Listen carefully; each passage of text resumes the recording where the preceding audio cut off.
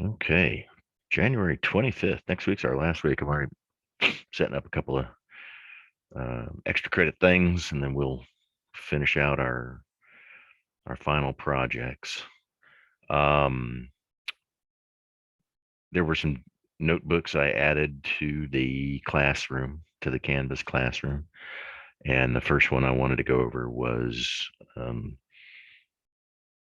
Notebook 13, which kind of shows you how to do a pivot table in Excel, which is a lot like when we did group by in SQL. A lot of times you want to take multiple repeating data and compress it and summarize it by um, a particular, which, one of the one column or the other. So let me share that tab.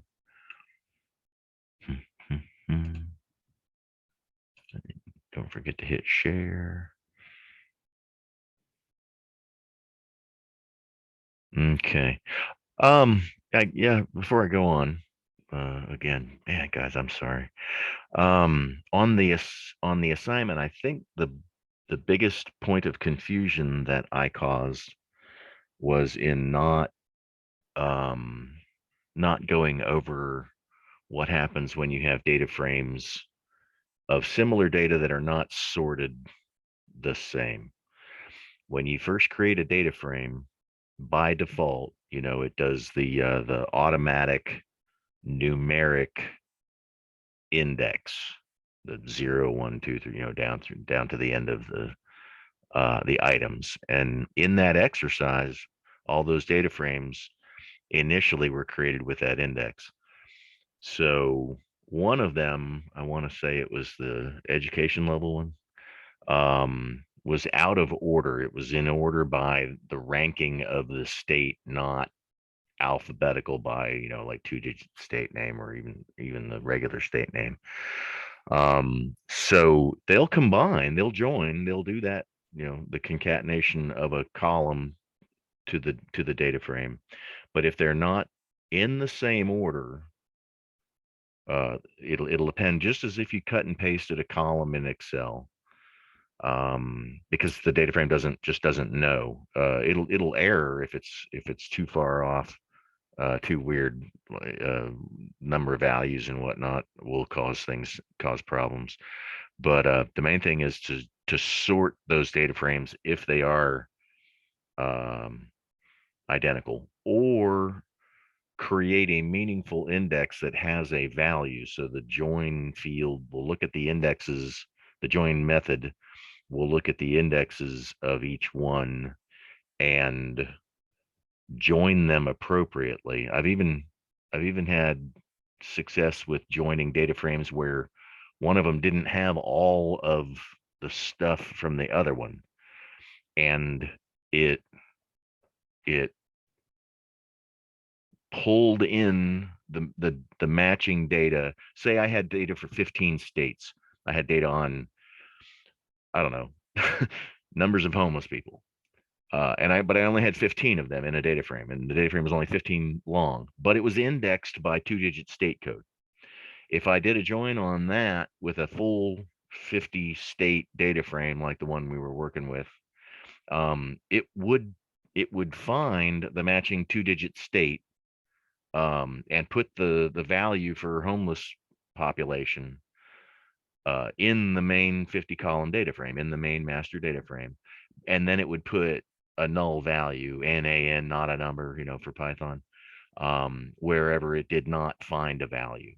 So yeah, I wasn't clear enough on that, but probably probably add that to the list. There's so much to know and so much to learn and so many little big gotchas and little gotchas with Python that um, you just really got to use it over and over and over and over again, to really, really be confident with it, which I wish was the case for me.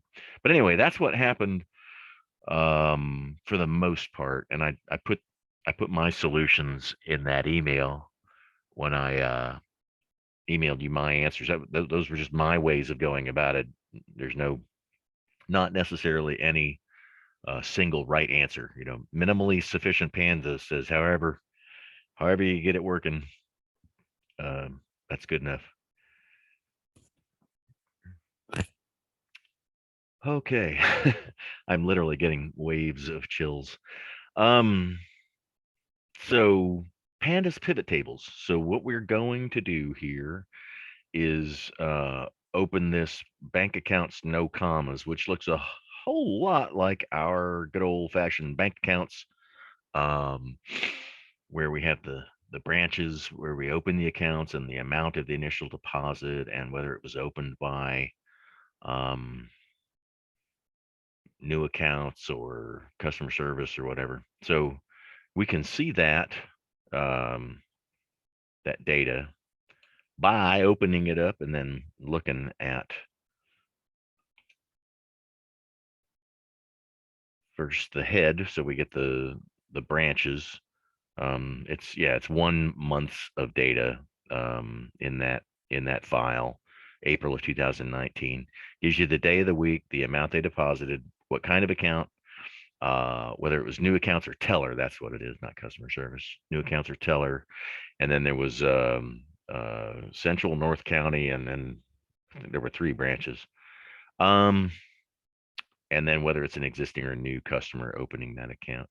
And then we do our df.describe method on the entire data frame.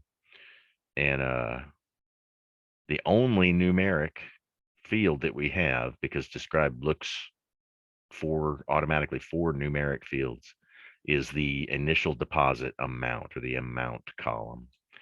And it gives us, of course, our usual descriptive statistics: min, max, count, max minus min equals range, standard deviation. And then this last call, df.info, gives us more of a summary of the data frame, including the number of rows in it. And especially important for our purposes in the next cell will be this D type, data type. Object is I think it's a NumPy. Pretty sure all these data types are NumPy, actually, which is the library that Pandas rests on and utilizes most. It's called an object, and there are some other types that we can give it, like a category and int and whatnot. So we will do that. And int apparently defaults to int 32 instead of int 64. It's just the number of bits given to that data type. So most importantly, though, we're changing several of these objects to categorical data, which makes it work a little better for something like a pivot table. And then we change the date to a date time, which allows you to do cool things like date math, like number of days since something happened. Getting the data type right is really critical in a lot of tools, not just Python. How we doing out there, guys? Comp check coming in clear. Tracking so far. Okay. Yeah. Oh, and yeah, is Dave on? Dave, yeah. I opened up Yeah. your exercise. I saw the problems you were having on your machine, but I ran it on my machine and it got all the way down to the last couple and everything worked fine. So I don't know what was going on. Yeah, I'll go back through and mess around with it. Like I said, I almost feel like the ones prior to that, I realized I was missing a backslash or something. I was missing something. Okay. So Yeah. I'll go back and play with it some more. Okay. And then okay, so uh the magic method in Python is a method called pivot table.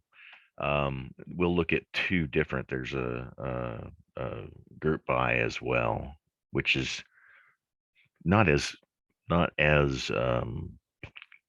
intuitive to understand how it works as pivot table. But we call the pandas PD dot pivot table because it's a method, actually function. Yeah, it'd be a function. If it were a method, you'd have to have an object dot pivot table, like df dot pivot table, but we don't have it that way. It's pd dot pivot table, which means that it's just a function in the pandas library. So we call pivot table and we send it a few parameters. Um, Got to tell it which data frame we're pivoting, which um, the column to use as the index, and then ag func is, let me run this, is a lot like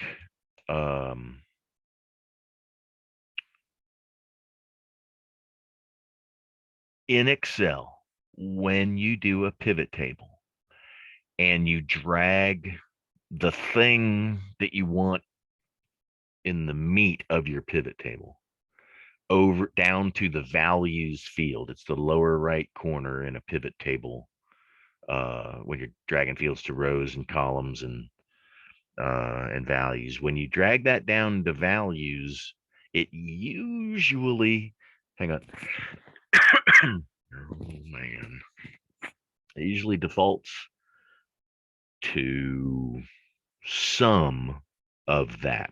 So this is the sum of the amount deposited by branch, pivot tabled. So that's what those parameters do for you. You could, just for example, playing around with these things is the best way.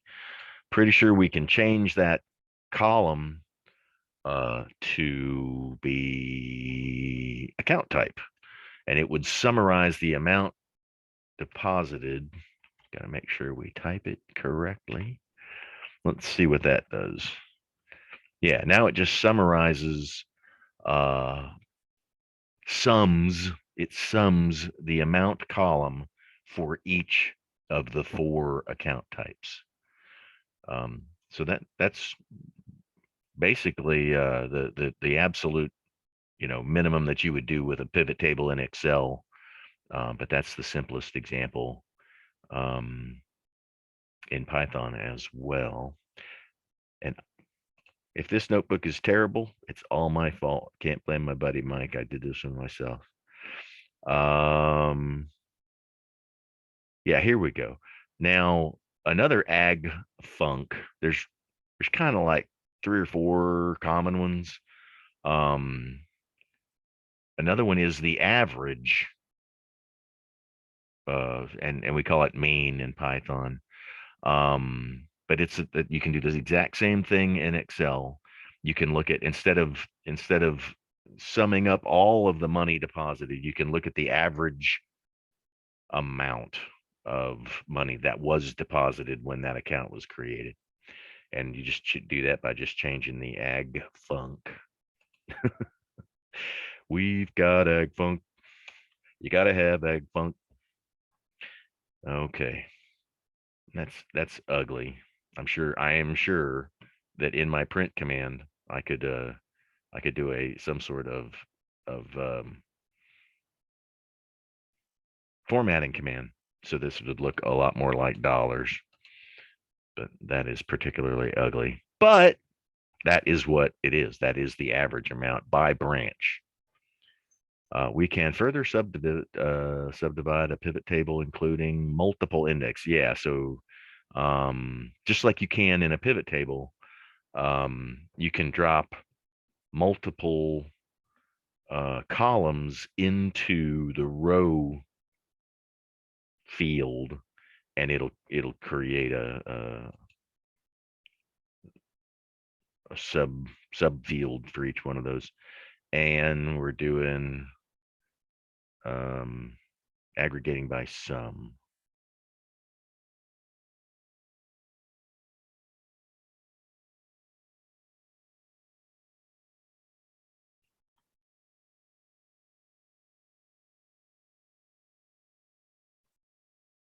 Now, what's just popped into my feeble mind is trying to remember how it knows the amount. I guess it does the pivot table by amount. because that's the only numeric field. I don't remember thinking about that before.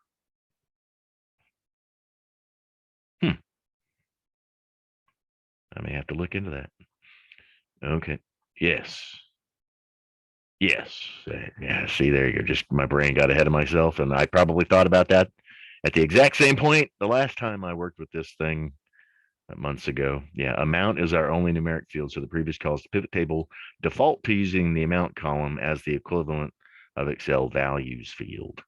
Using count as the aggregation function works best if we specify a values field. Here we go. We've been saying index, but adding, so the index is what we're looking at. That's kind of like our rows.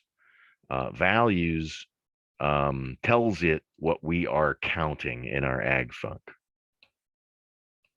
So let's run that pivot table command. And this is, see, the column header is wrong. I'm sure there's a way to change that, because it's no longer the amount, it's the count of new accounts.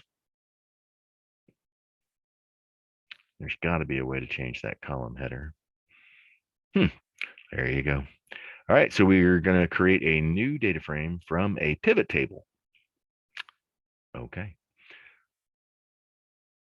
Using every ag func I could think of. And these are, is that a tuple or a list with the curly brackets? Anybody remember curly brackets? Is that a tuple or a list?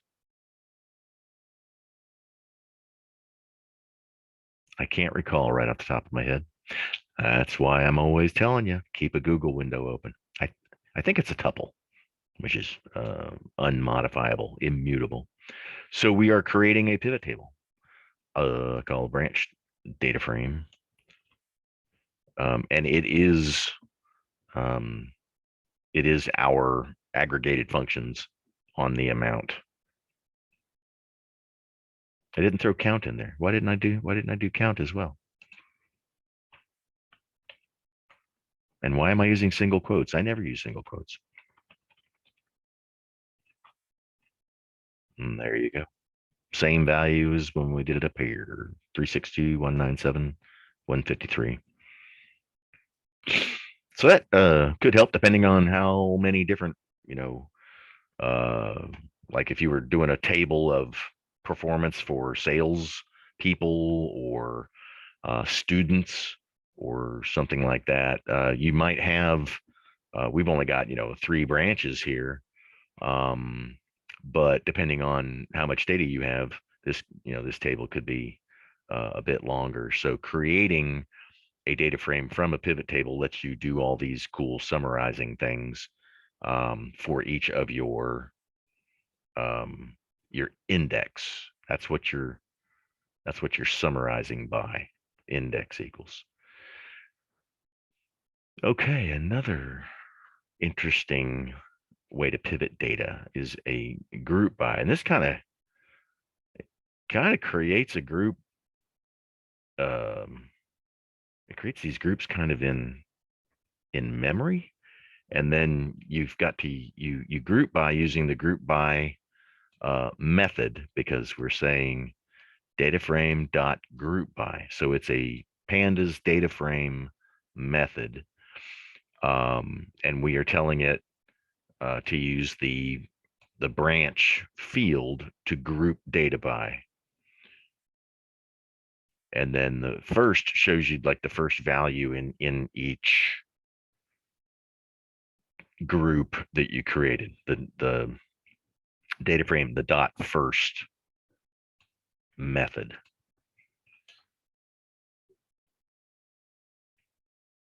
So we've grouped data by branch, but until you look at it all, with this get group function, it doesn't make as much sense. But here we're getting just the central branch data. And then because we grouped we grouped by branch. So this get group will respond appropriately if you pass it one of the three branch names. If you passed it, get group Google, pretty sure it would error. Let's try that. Here's all the west side data that we grouped. But let's try that. If I misspell one of my group names, say I thought it was east side, I think it errors. Let's see. Yeah. Key error. Key. Remember key value pairs. The key is the lookup value, and the value is the actual data that you're looking for. East side is a key into the group dictionary, and there is no east side, so we get a error, just like you'd think, just like you would expect. Put it back to west side. Whoop. And we get that grouping. So that's two ways to group data in Python, and it's just like I'm always saying. There's almost always a way to do everything in every tool that become as popular as something like Excel or Power BI or Python, and even SQL. If it's something that you can think that, oh man, I really wish I could, consolidate or summarize or filter data or do anything to manipulate it, chances are everybody else wants to see it too, and it'll work its way into that tool. You just gotta Google it and figure out how that works. Any questions on that? Any weird errors when you ran it?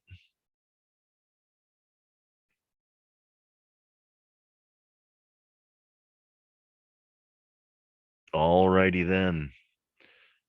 Let me clean it up, as I always try to remember to do it. Clean up all output clear, and then save a new checkpoint, and then file, close and halt.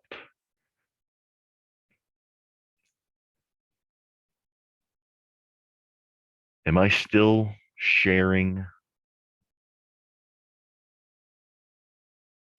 Yes. Yeah. How about now? Am I sharing notebook 14 now? Notebook 14. Yes. Okay. Yeah, I must have shared all of Chrome, not just that one tab. Okay. So a couple of data files, I put them in the classroom. And again, I have to credit my mentor and colleague, Mike Ellis, with this notebook as well. Although when I'm done with this one, I'm going to show you real quickly a tutorial that you can download from, I almost said YouTube, from GitHub on the Seaborn visualization library and all of its cool data sets.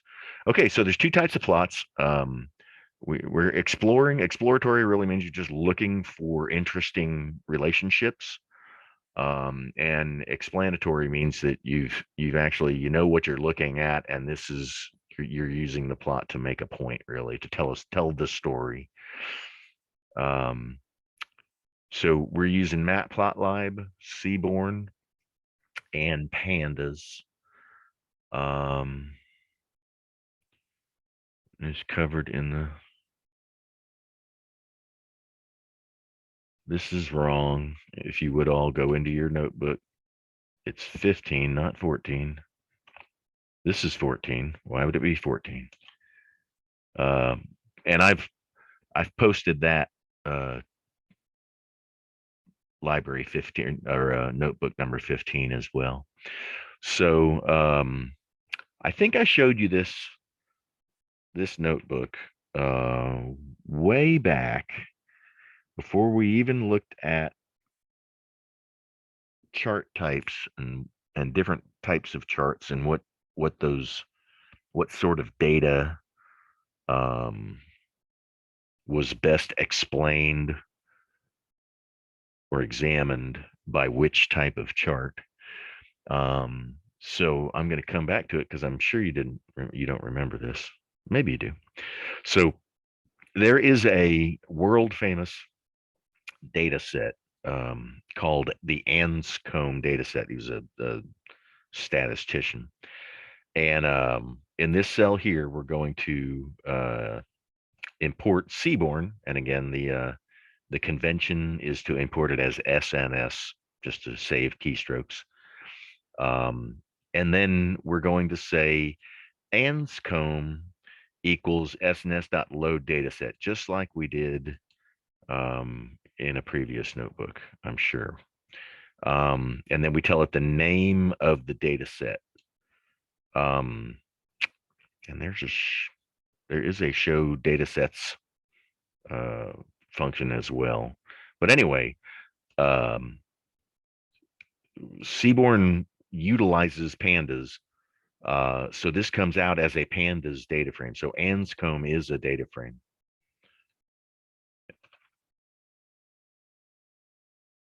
And this will show you when you type in just the name of the data frame, it prints out the whole data frame.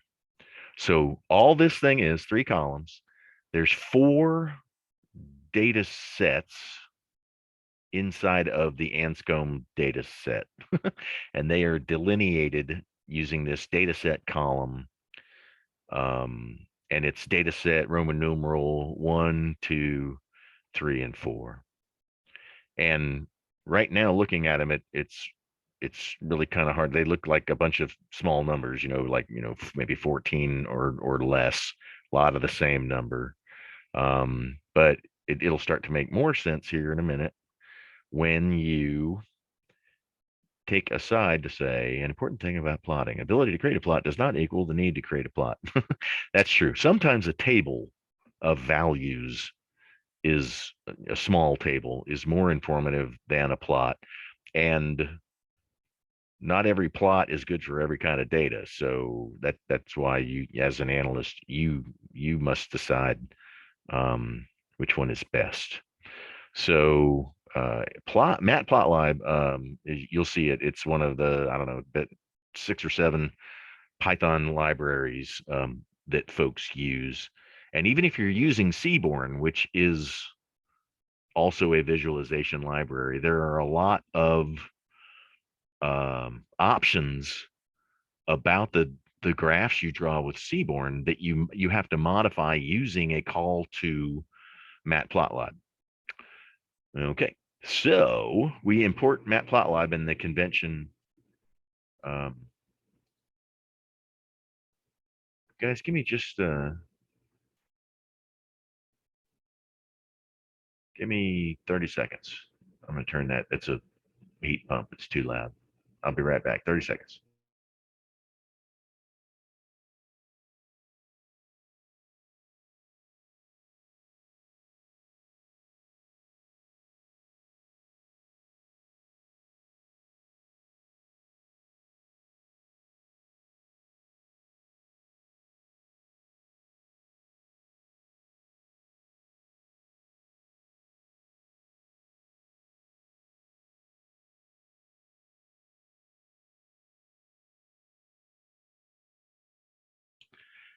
Heat pump in Central Florida. I know it's cold. I'm coming home end of next week. I've had my fun. My mom's like, yeah, it's okay. I'm good. You go home. Okay, so we're going to subset our Anscombe. Sorry, got to run our importing Matplotlib as PLT. So now whenever we want to call functionality within the Matplotlib, and you will see this, there's modules of code. Matplotlib is so big, it's broken down into modules, and there's one called PyPlot. So matplotlib.pyplot refers to a module inside of matplotlib, and we'll refer to that as PLT. Again, just convention. So we are going to subset Anscombe using our good old Boolean subsetting method, right? We're gonna say that dataset 1 equals the Anscombe dataset where Anscombe dataset column equals I for Roman numeral 1. And remember, the comparison operator in Python is 2 equal signs. And then we'll display dataset 1. So here it's 10 observations.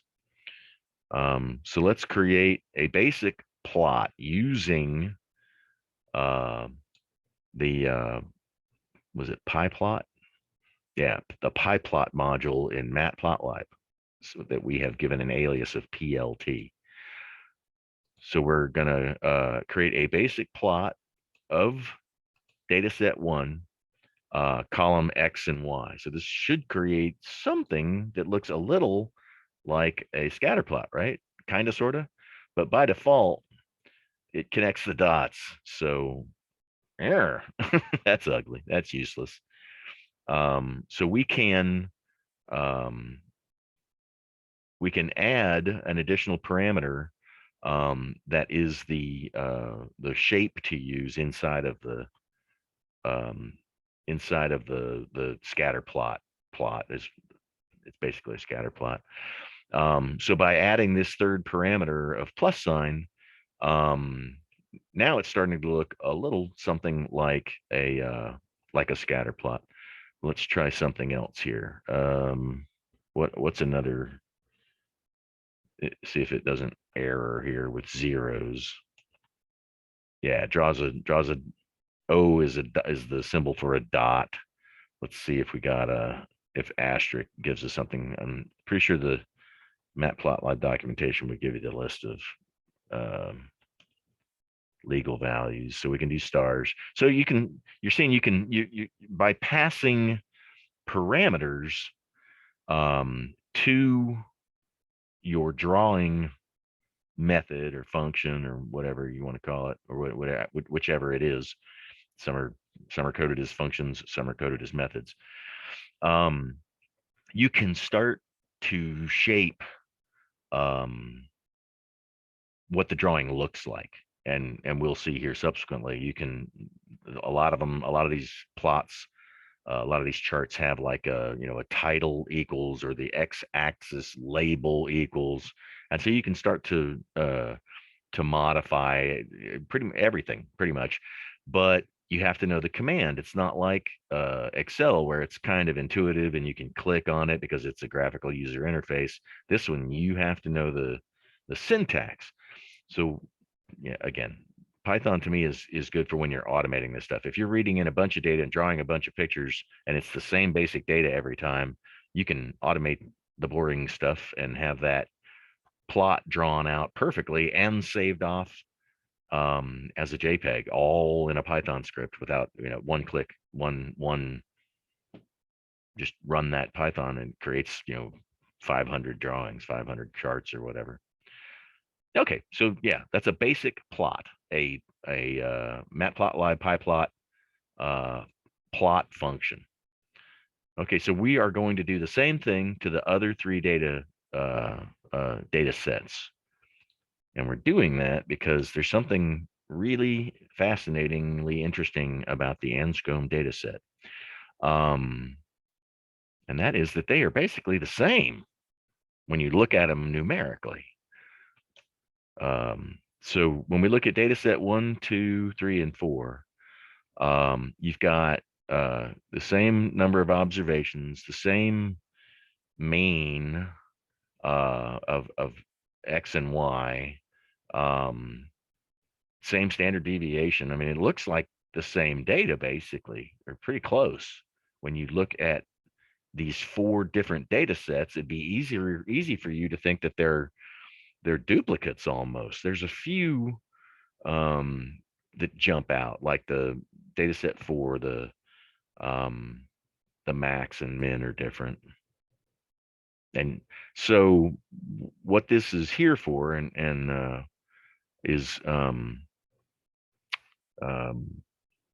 to show them side by side shows you visually that they're that they're very different. It just happens that their descriptive statistics are similar. So here is our Matplotlib approach to doing multiple plots in a given figure, I believe is the term. There's figure and then the smaller areas of the entire figure can be smaller charts or subplots. So we will create a figure. And when we say fig equals plot.figure, that creates a figure object or a chart object. And then we can subdivide the figure into columns and rows and start sticking subplots on it. And that's what we're doing down here in this code cell. So we're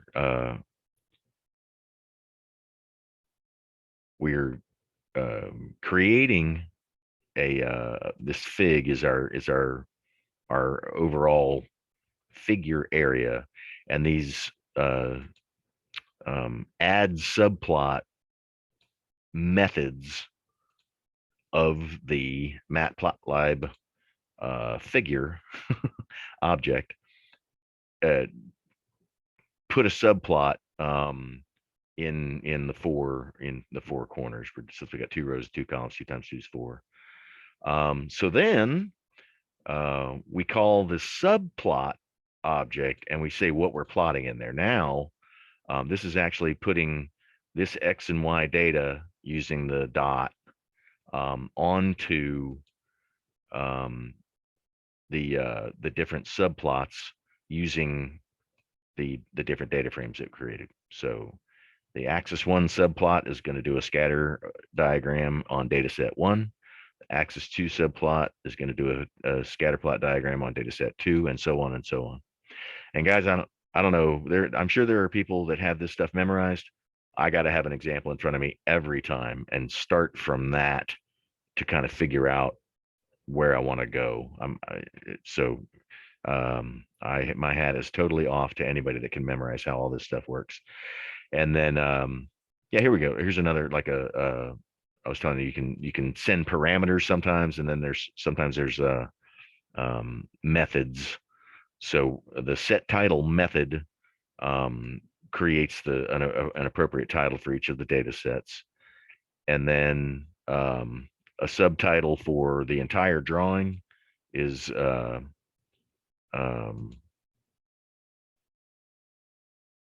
created using the subtitle method. And then there's a tight layout method that changes the way it looks slightly.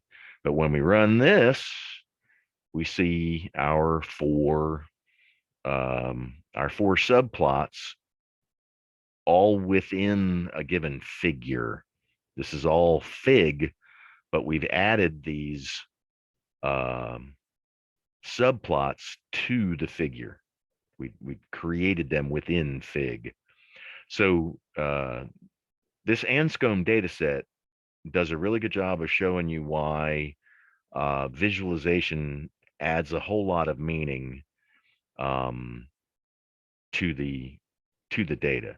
So data set 1, we can see a pretty tight linear correlation, right? If you drew a line from lower left to upper right.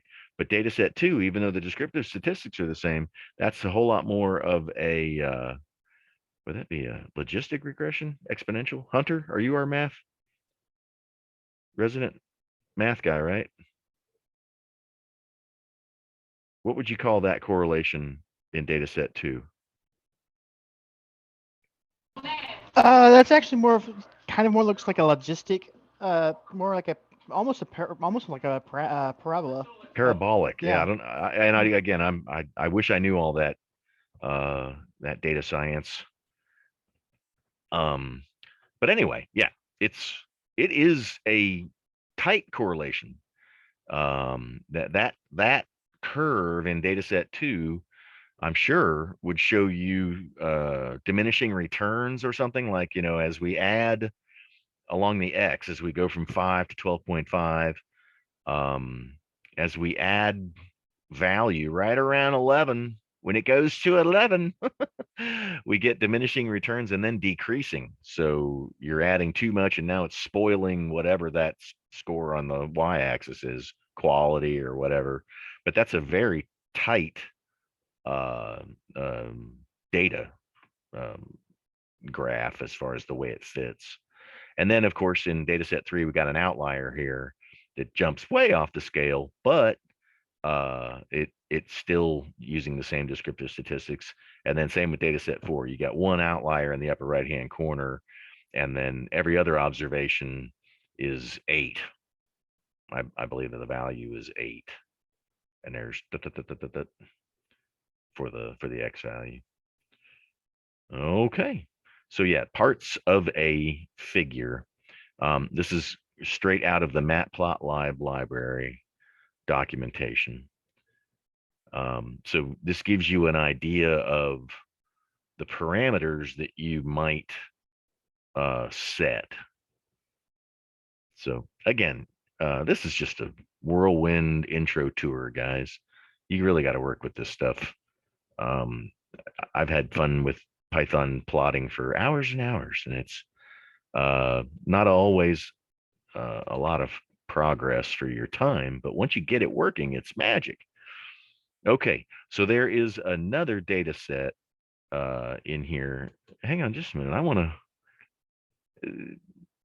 have we done the Seaborn command to show all the data sets?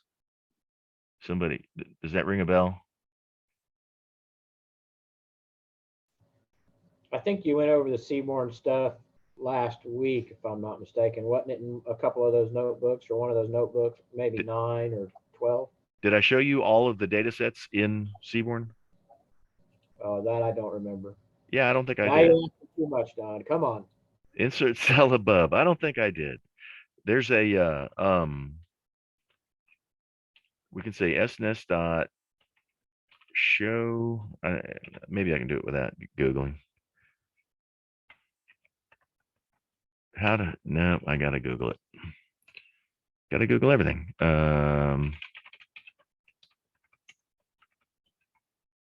Data sets. It is to view. Get data set names function. Let's try that. Where'd I go? 14? Is that the one? Could that be correct? Bam, there we go. So there's a function inside of the Seaborn library that if you can't remember the name of a data set, get data set names. And if you can't remember the name of the function, you Google it. But these are the, I think it's 18 data sets that are built into Seaborn. That you see them all over the place on Kaggle competitions, the Titanic data set, and they're actually housed in GitHub. Okay, good enough. I think we're past break time. Okay, we're gonna move into another data set here after the break. See everybody back at 30 past the hour. Any questions, concerns? Paul, you said you needed to jump, right? Or did he already? No, yeah, I'll leave at 10:30, so I probably won't be back after break. Okay, buddy. I'll record this and post it. I'm not going to get to notebook 15. I wanted to look at this, and then I'm going to do a demo of Google API, and how an API works and how it brings data back to your Python program. And that notebook is in the I put it down in the advanced topics. Okay, 30 past the hour. I'm going to make me some hot cocoa or something.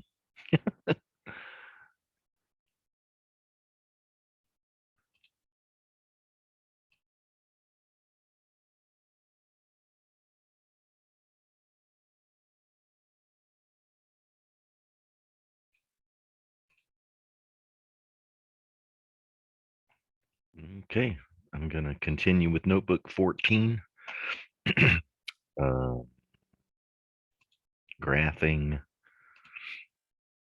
a new set of data called tips. I'll run this cell and then tell you a little bit about. This is a Seaborn data set called tips. That is the size of, I think the size of the party, the whether it was time of day. Yeah, here's the fields. So when we do the describe, tips.describe, tips is the data frame, remember, describe is a method. It only gives you descriptive statistics on the numerics. So we've got total bill, tip, and size, which is size of the party. And then when we do info, it tells you the data type of the each column, the name of each column, how many entries were in the data frame, 244. And then we do a head, so we look at the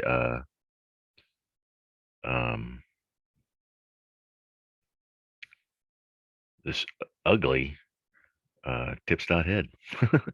Why is that so ugly?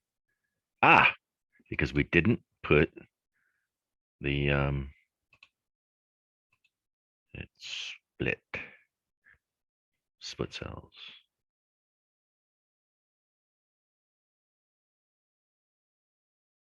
How do I split? I know there's a split command. There it is. Bam. All I did was split off this tips.head. It gets ugly with this bound method bound frame because I didn't put the parentheses in there. There we go. That's what, now the columns line up over the right size. Let's make sure. Yeah, we loaded it before. The split command took away my run in here, but we ran it, or this tips.head wouldn't have worked. So yeah, we've got the amount of the bill, the tip that was left. We could calculate the percentage on the fly, or create a column as the calculated percentage of the total bill.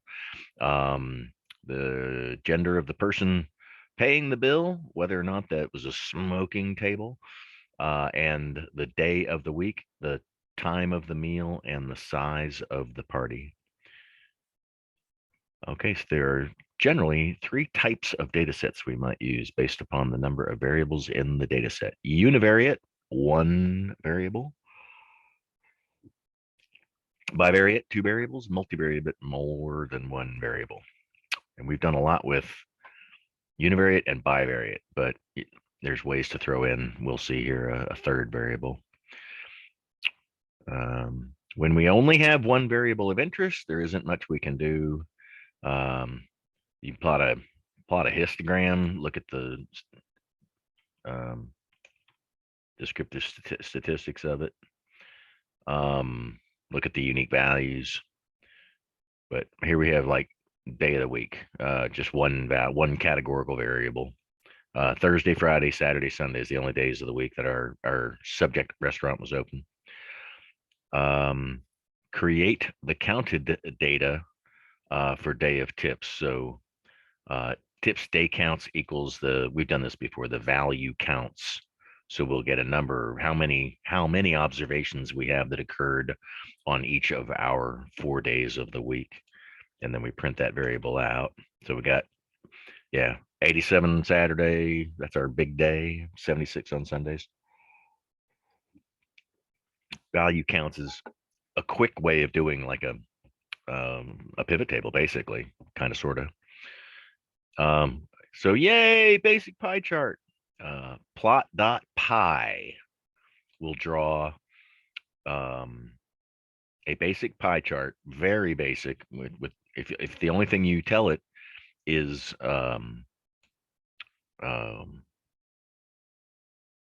something as simple as what variable to plot, it it comes out pretty simple. And I am gonna have to do some research. I cannot remember right now exactly what plot.show does. I'm gonna remove it for right now and run this. Yeah, plot.show gets rid of this garbage. And you see it a lot in the Matplotlib tutorials. There we go. So when we say plot.show, it removes the summary data from the plot display, just like Dr. Ellis said. So there's a very basic pie chart. I mean, you don't have any percentages. You don't have any, which one is Saturday, which one is Sunday, none of that kind of stuff. So this next code cell starts to modify the colors. So we're creating a list of colors, Y, G, R, and C, and those are kind of like keywords in pie chart. You can't just put any letter there. But we can start adding, as I was saying, these are just variables. Colors is a list of letters, Y, G, R, and C. Labels is the index values of tips day counts, which is the actual day of the week, is the index of tips day counts that came back as value counts. The index is the day of the week. The value is the count up here. Explode is a parameter you'll see in the middle here. We'll pull one of the wedges out. You have 4 values in the pie chart. You have 4 explode values. So point 2 here means we're going to pull that second wedge out slightly. The bigger the number there, the more dramatic the effect.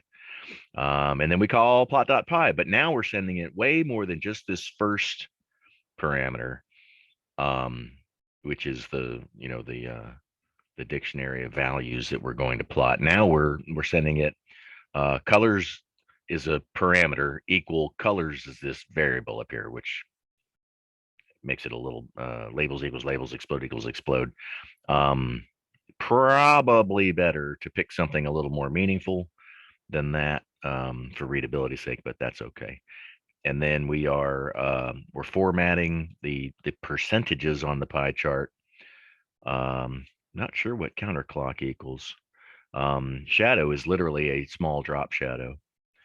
And then we are using the title method to change the title to better pie chart. And then plot.show gets rid of all that summary garbage.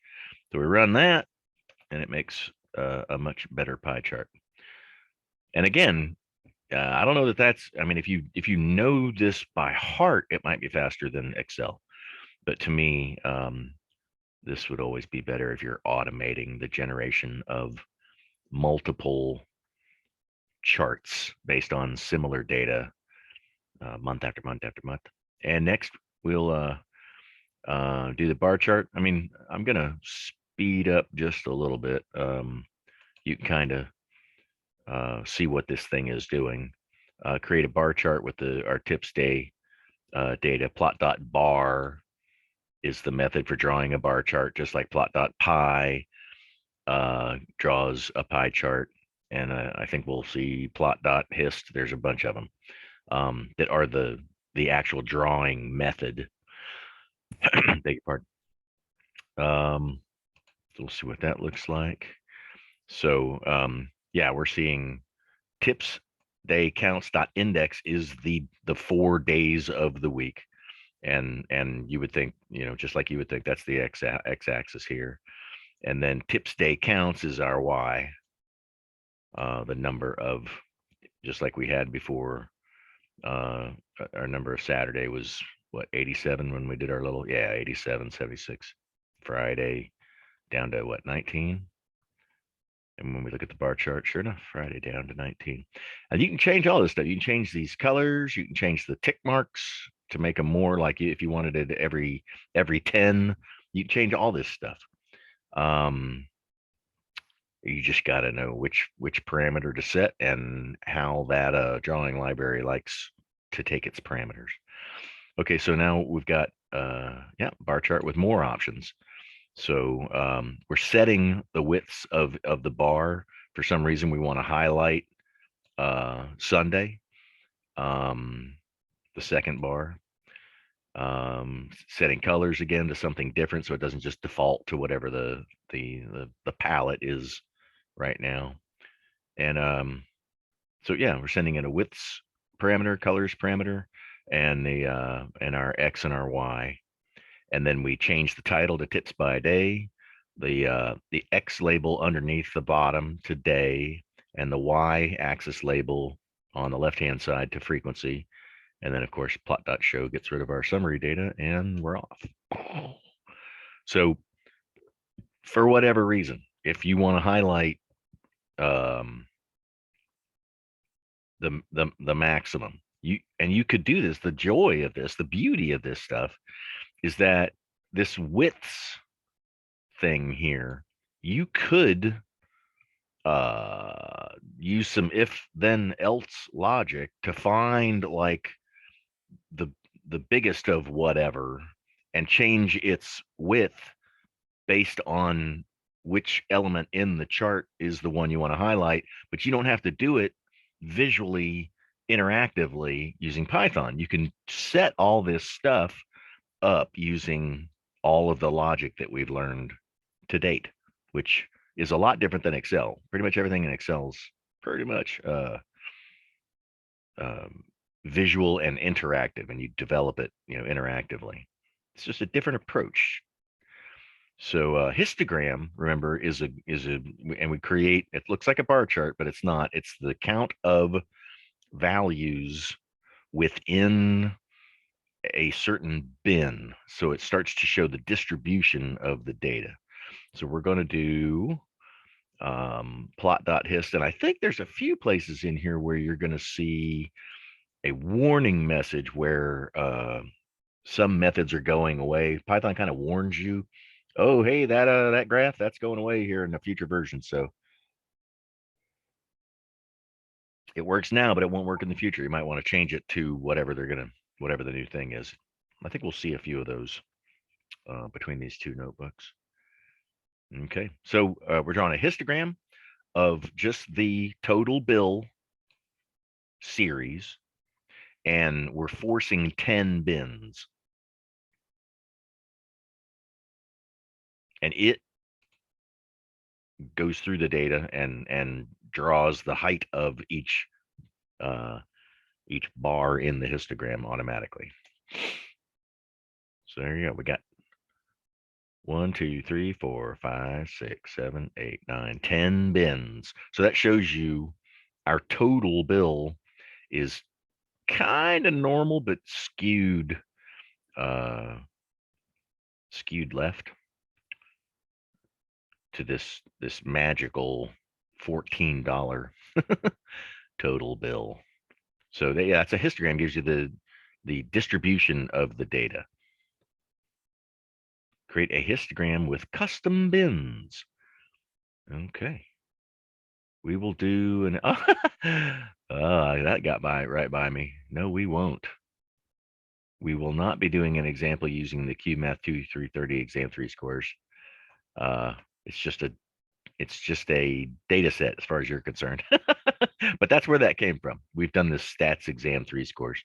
So that gives you the genesis of where Mike got that data from. Actual test scores. Okay, so we will import. We already imported pandas, didn't we? I could have swore we imported pandas and Seaborn. Sorry for the blurry screen here. Hang on.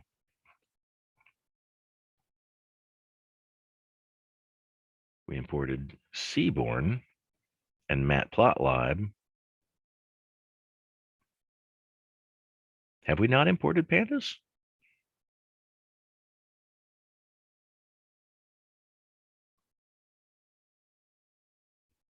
Because pandas underlies those, but I think we gotta, yeah, sure enough, we've been utilizing it through another library, but we have not actually imported it. And then NumPy, there's a lot of mathematical functionality that is not necessarily in base Python. So NumPy is a common library you'll see imported. So let's import pandas and NumPy, and yeah, NumPy's convention is NP. So we are going to read, and again, left off the doggone. Oop. There we go.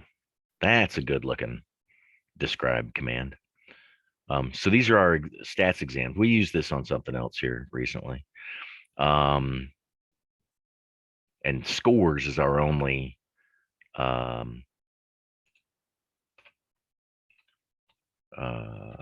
numeric fields. Why that?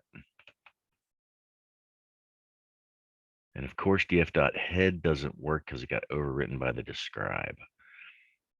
So split cell, edit, split cell, df.head. It's only the scores. Ah, yeah, that's, sorry guys, I'm brain fog. Yes, all this data, all this thing is a flat column, single column of test scores. That's right. I was thinking of another data set. Okay, so we're going to add a calculated percent column based on like the number of points, you know.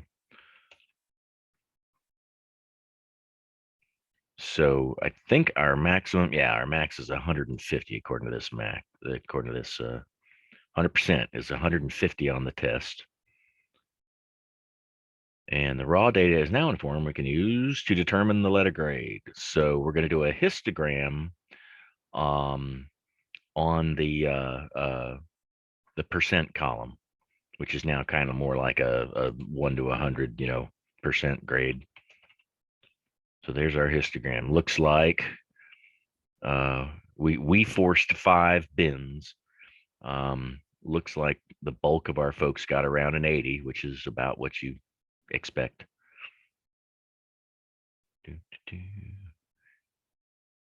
And this is an interesting one, and one that will drive you nuts coming up here.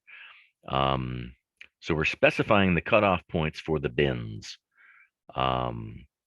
so that it's not like here, it's 45 to 60, and then 60 to like what looks like 72 and a half. So yeah, kind of weird bins. So this, we created a list of numbers that will be passed to a data frame method called cut. So cut the data into bins that you've created in this bins variable. So there you go. Now, so we got a 155 from 70 to 80. Here's your that's what this cut method cut the data frame into the bins that we created. But interestingly, look at this left and right brackets. The square bracket, I want to say, is exclusive. Hang on. Let's read it. What's with the open parentheses and a closed square brackets? The notation to show which end of the interval is inclusive. The square bracket is inclusive. So that means that 80 will be included in the same interval as the 70s. And that's not what we want. We want the left side of the interval to be inclusive, not the right side. Otherwise, if we include 80 here, 80 is the threshold for making a B. 79 is the cutoff. So we want that to be exclusive. So we add this right equal false.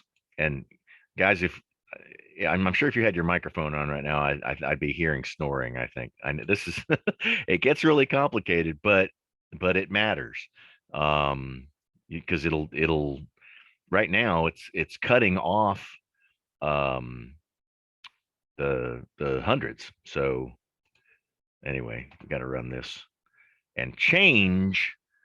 Now the parentheses are on the right hand side, which is inclusive. Okay. So what happened to 378? When we adjusted the inclusive, we accidentally left out grades of 100%. Sure enough. Fix it by adjusting the last bin cutoff value. So we add 1. So the last bin cutoff value is actually 101%. So that 100 will be included in that bin. Easy enough. So now we got our bins right. So now finally we can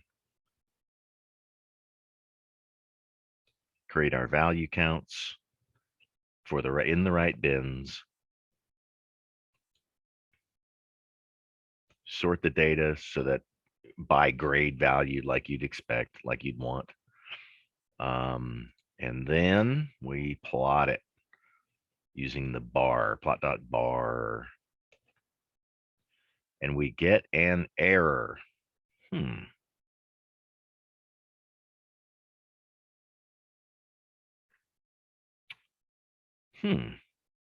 Argument must be a string or a number, not interval.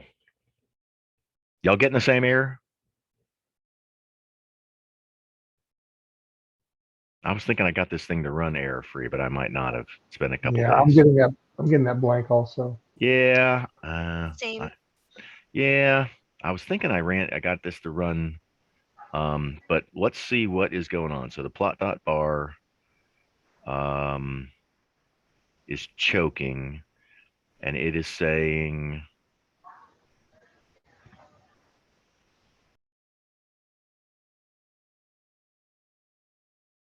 float argument must be string or a number, not a panda's interval.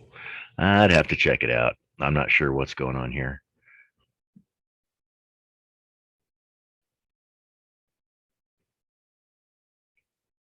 Apologies.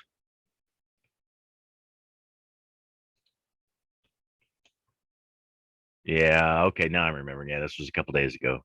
Yeah. I couldn't get it to work. Mea culpa. There's something in my code that's like a bad data type. I'm passing a float where I should be passing a string, and I didn't get around to troubleshooting it. Brain fog. Apologize. But it seems like I got it to work in this. Yeah, I got it to work down here. So it creates this beautiful looking bar chart where the failing grades are in a different color and everything. I got it to work in here, but I could not get it to work up here, and I couldn't see what I was doing wrong between the two, or at least I got tired or frustrated and I quit looking at it. But yeah, it might seem like a great deal of work, but that is just because we did it step by step. And here's the actual code. And again, if you're working with this stuff, these aren't terribly complex. You got to know your data types and what parameters are being expected by the different function calls and methods. Okay. Box plots. So a box plot, remember, shows you the mean, the 25th quartile, the 75th quartile, and outliers and whatnot. So we'll look at a box plot of the percentage. So the average is right where we thought it would be, 78 or so. That orange line in the middle of the box and whisker plot gives you the median. And then the box itself is the lower and upper 25th and 75th quartile. The whiskers are longer the more skewed the data is, and this shows you the same thing that the histogram did above. When you start seeing this longer whisker on the bottom and these outlier dots, that's what's pulling the data, the hump of the data to the left. But yeah, just box plot, plot dot box plot, and bam, you can look at your data. So working, data analysts that are producing products in Python, they've got these things memorized, and they're just going through here and plotting away. So scatter plots are first and bestest way to look at two-dimensional data. So we're going to read stats, hardware, and software exam into DF2 this time. Look at the first 5 rows. Homework, exams, letters, stats, homework, and exams. Homework, exams, and a letter grade.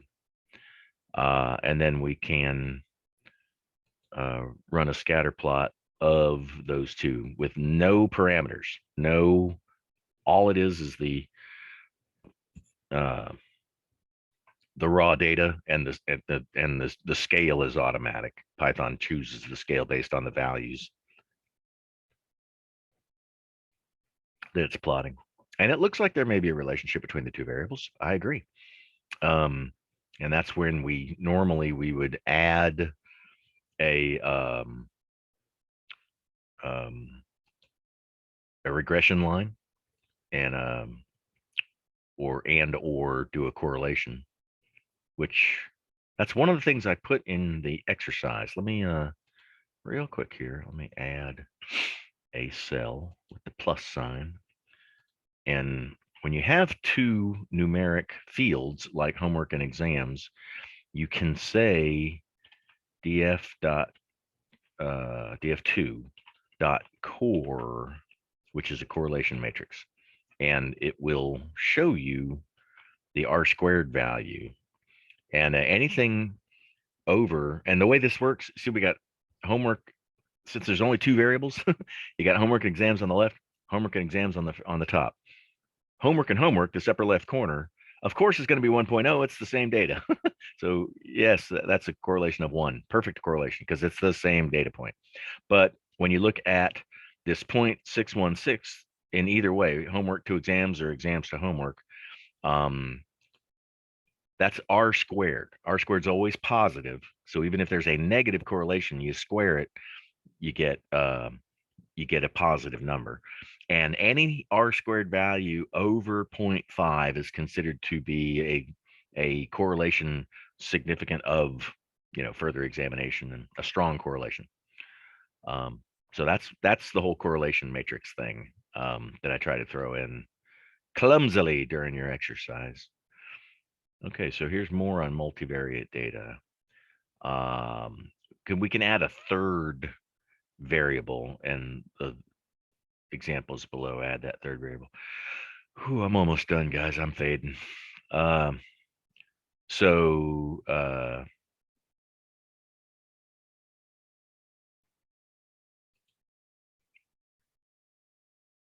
Colton, yep. Okay, bud.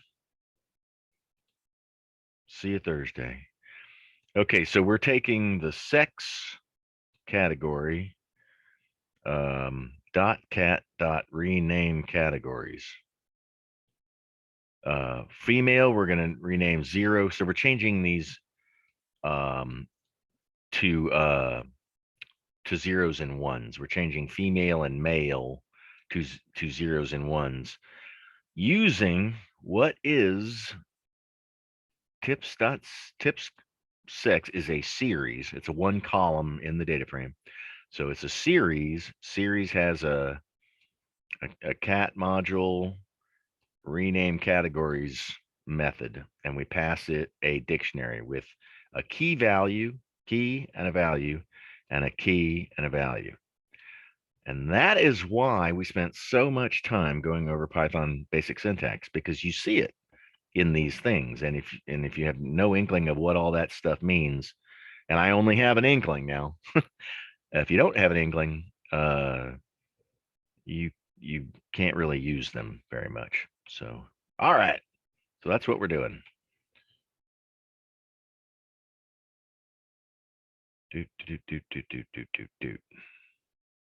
Rename categories.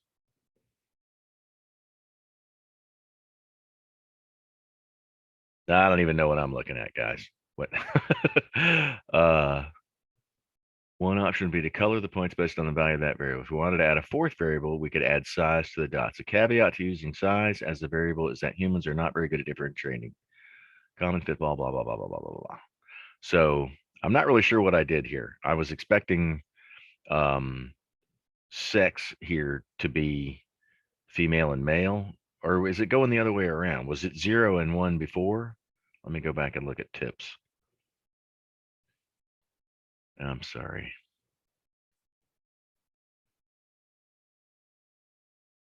Go back and look at tips.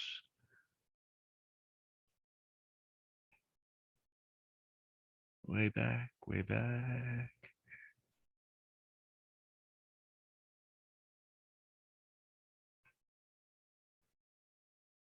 No, it's female and male. Anyway, I'm not quite sure what I did in that code cell there. Keep going. Cat rename categories. I'm not seeing the result of any of this being used. But here's a scatter plot using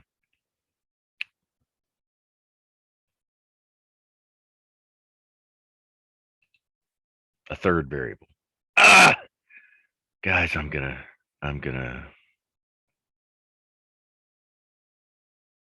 or a sequence of numbers, not zeros. So there's something going on in this command to numeric dummy values. It's not working, and I don't know why. And that is what's causing this error here. We need to convert female. Where it's female, make it 0. Where it's male, make it 1. But this rename categories thing isn't working, and I'm at the end of my rope, so I'm not going to troubleshoot it. But I'll take that for homework. I'll try anyway. That's what I'm doing wrong, is we don't have a nice categorical variable here. We've got a string. So we're trying to convert female to 0 and male to 1 unsuccessfully to get this scatter plot to work. And then here at the end, we got real simple plot methods that are in the pandas library. They're methods associated with the pandas data frame.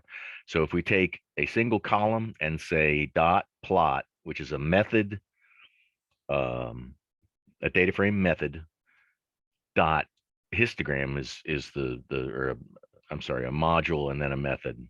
This will draw a histogram of just the total bill. And this is without Seaborn, without Matplotlib or anything like that. And if we want to draw a simple scatter plot, tips data frame dot plot module scatter, real simple, real quick.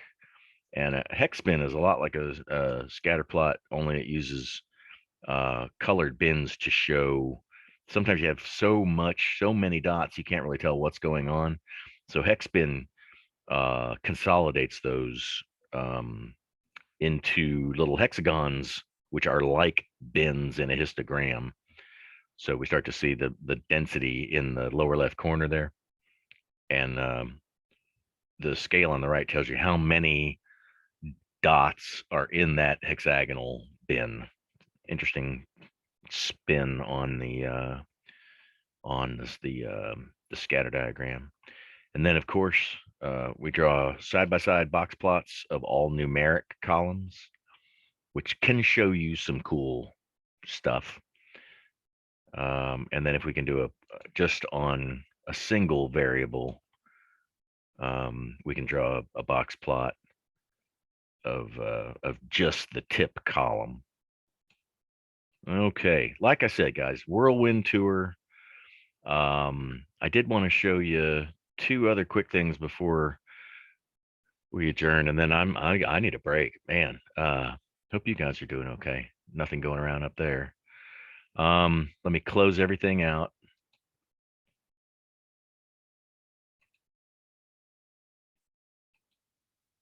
On that one.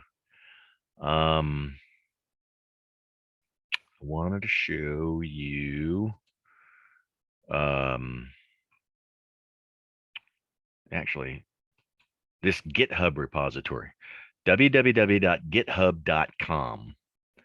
And then the slash is the account holder, the profile Claire513. Anyway, whoever Claire513 is did a fantastic tutorial on Seaborn, and it's kind of like each notebook. These are all notebooks that you can download, IPYNBs, that you can download and then goof around with. So I added a link to it in at the bottom of the Python stuff. But I've added it. It's not in my notebooks directory. It's in my Seaborn tutorial directory. So I've added each one of these. And I want to say I had to change the number to get it to come up in order, because the tutorial does somewhat depend on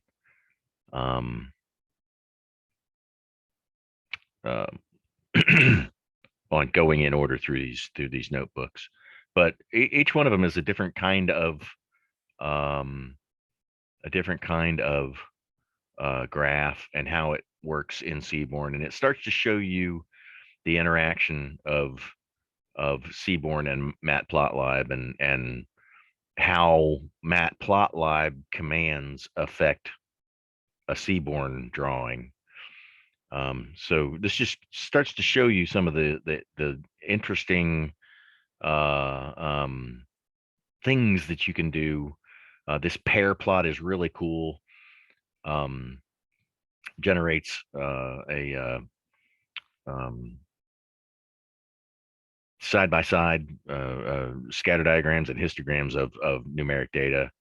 Anyway, Seaborn, it's way cool, and lets you do all kinds of great visualizations. And once you've created them, all you got to do is save it off as an image, and you can use it anywhere you want.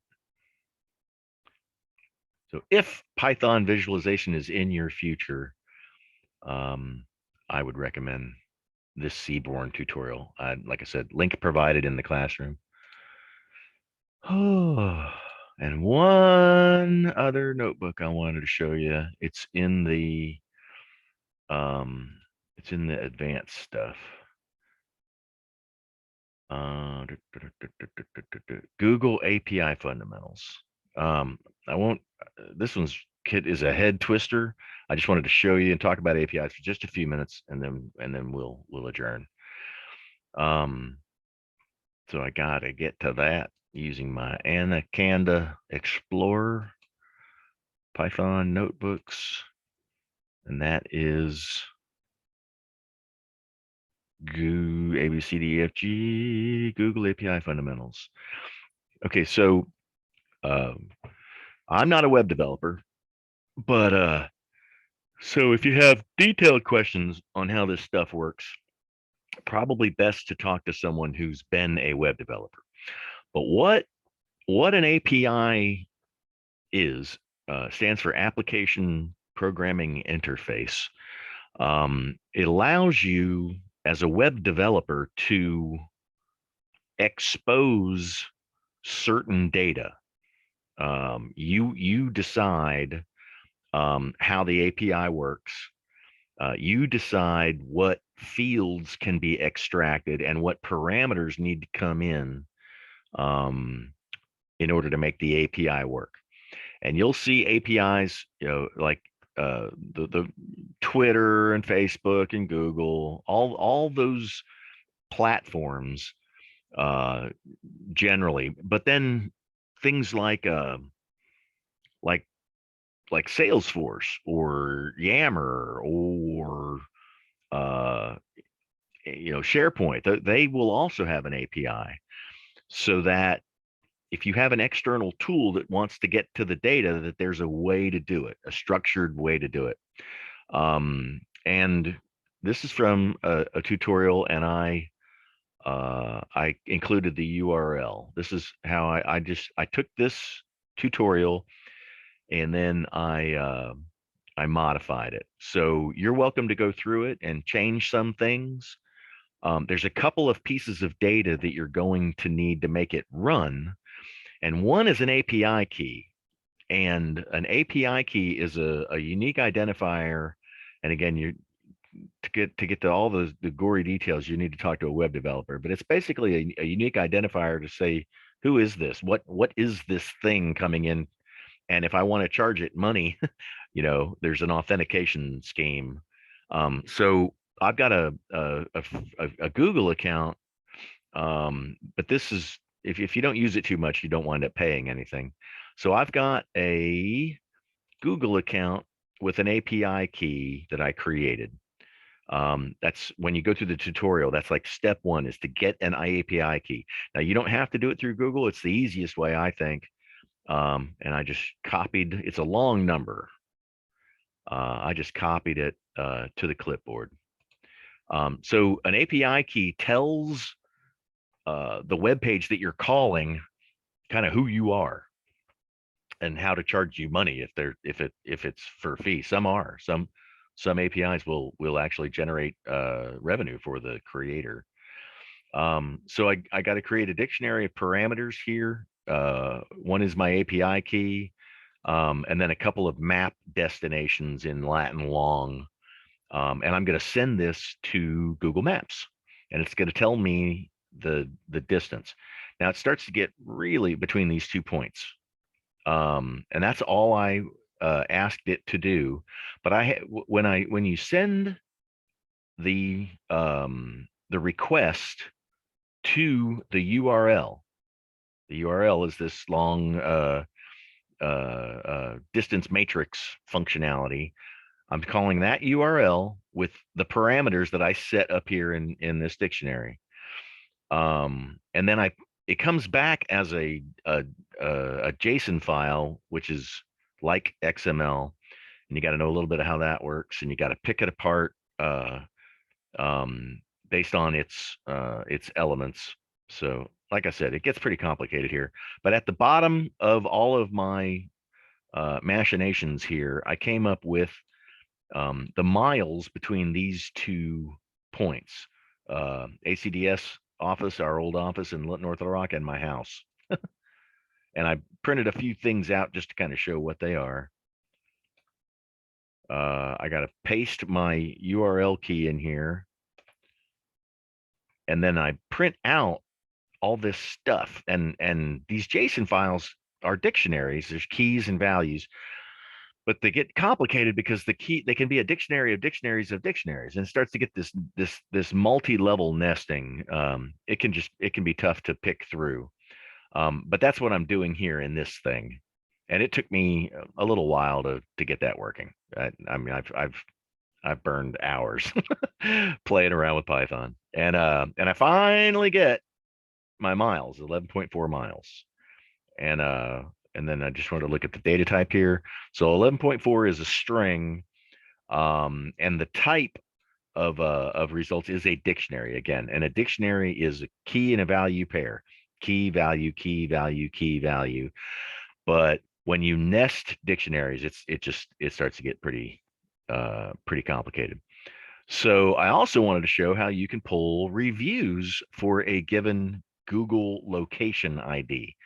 And if you go out on and search, how to look up a Google location ID, there's a particular website that I just said Google in my phone. Stop listening. My phone lit up. If you go out to this website, you can find the place ID for anything, any of your favorite, where you work, anything like that. So I went out and I got the place ID for my favorite music venue in Key West, Hog's Breath Saloon. Back to my API. So I got the Hog's Breath place ID here, and I've also got Arkansas Heart Hospital and CAE, so you can plug the CAE place ID in here and call Google reviews using these parameters. And oh yeah, that would help to say something about the library. JSON and requests are you need the JSON library to work with JSON files. Stands for JavaScript Object Notation, and you need the requests library, which lets you work with APIs. And that requests library is what's doing the magical fetching. Okay, so I grab these requests and I print out this stuff. And it's just, oh, it's terrible looking, right? Gross. But it comes in as an understandable dictionary if you know how to go grab use the indexes, result and reviews. So then I for looped for review in this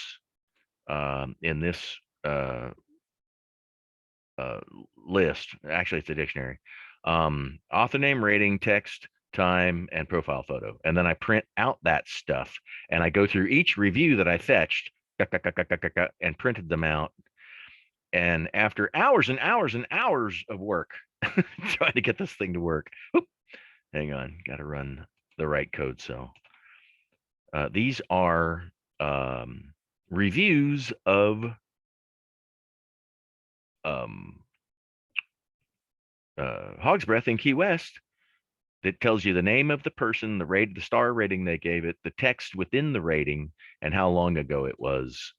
So these and then this didn't work. It seemed like they used to let you look at the profile picture of the reviewer, but I want to say it doesn't work anymore. I think I got a 403 error.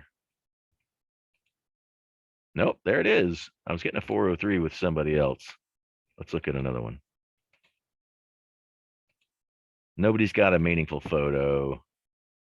Come on, Ben Hunt.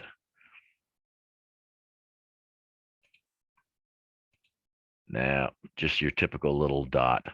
Anyway, that is how you work with an API. You set up a call to a URL, to a website, and that website has to be coded by the developer such that it knows how to accept those parameters. And that's that technique, that whole writing an API and coughing data up to whether it's to another website or to a Python program or to anything else. That's what we taught in full stack web development. And a full stack web developer knows how all of this stuff works. So if you're ever talking to one over dinner, now you have something to talk about. Okay. I apologize, guys, for pulling up weak, but I'm not doing well. Any questions or comments on that? If you've got an API key, you're welcome to play around with it.